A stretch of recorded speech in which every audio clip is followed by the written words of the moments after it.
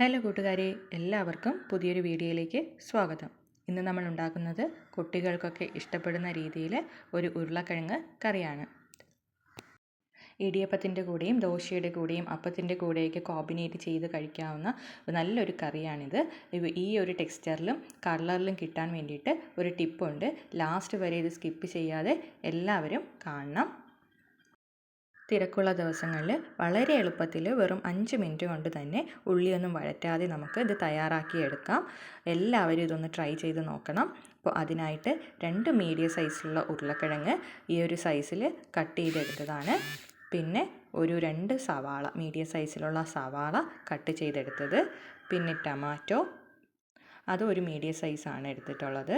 പിന്നെ 6-7 അല്ലി വെളുത്തുള്ളി, പിന്നെ ഒരു ചെറിയ കഷ്ണം ഇഞ്ചി, 2 പച്ചമുളക്. ഇത് നമുക്ക് ക്രഷ് ചെയ്തോ അല്ലെങ്കിൽ അരിഞ്ഞോ ഇടാവുന്നതാണ്.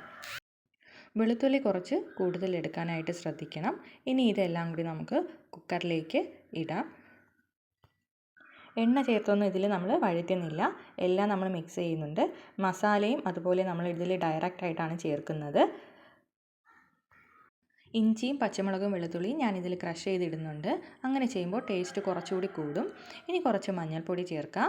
എരിവിനനുസരിച്ച് കുറച്ച് മുളക് പൊടി ചേർത്താൽ മതി. ആദ്യം നമ്മൾ രണ്ടാമത് ചേർക്കുന്നുണ്ട്. പിന്നെ 2 സ്പൂണ് മല്ലിപ്പൊടി ചേർക്കുന്നുണ്ട്. ഇനി ഉപ്പ്, ആവശ്യത്തിന് നിങ്ങളുടെ ടേസ്റ്റിനനുസരിച്ചുള്ള ഉപ്പ് ചേർക്കുക.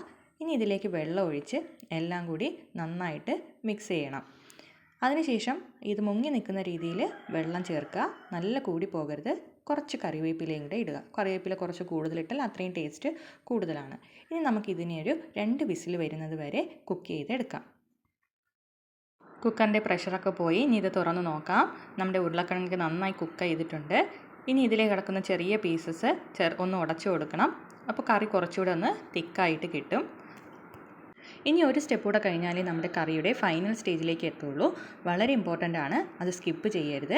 അതിനായിട്ട് ഒരു ബൗളിലേക്ക് കുറച്ച് മഞ്ഞൾപ്പൊടി ചേർക്കുക. ഇനി കുറച്ച് മുളക് പൊടി, അതുകൊണ്ടാണ് നമ്മൾ ഫസ്റ്റ് ചേർത്തപ്പോൾ വളരെ കുറച്ച് മുളക് പൊടി ചേർത്തത്. കുറച്ച് മല്ലിപ്പൊടി ചേർക്കണം. ഒരു പാനിലേക്ക് കുറച്ച് ഓയിൽ ചേർക്കുക. വെളിച്ചെണ്ണയോ സൺഫ്ലവർ ഓയിലോ ഏത് വേണമെങ്കിലും ചേർക്കാം. എണ്ണ നന്നായിട്ട് ചൂടായി വരുമ്പോഴേക്കും കുറച്ച് കടുക് ചേർക്കുക. കടുക് പൊട്ടി വരുമ്പോൾ അതിലേക്ക് കറിവേപ്പിലയും കൂടെ ഇടുക. ഈ സമയം നമ്മുടെ ഫ്ലെയിം ഒന്ന് ഓഫ് ചെയ്യണം. ഇനി ഇതിലേക്ക് നമ്മൾ നേരത്തെ എടുത്തു വെച്ച മസാലക്കൂട്ട് തട്ടുക. ഫ്ലെയിം ഓഫ് ചെയ്തിട്ട് വേണം ചെയ്യാൻ, ഇല്ലെങ്കിൽ ഇത് കരിഞ്ഞു പോകും.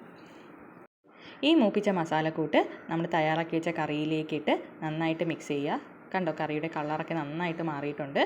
കുറച്ചുകൂടി തണുക്കുമ്പോൾ കറി നല്ല കുറുകി വരും. എല്ലാവരും ട്രൈ ചെയ്യുക. താങ്ക്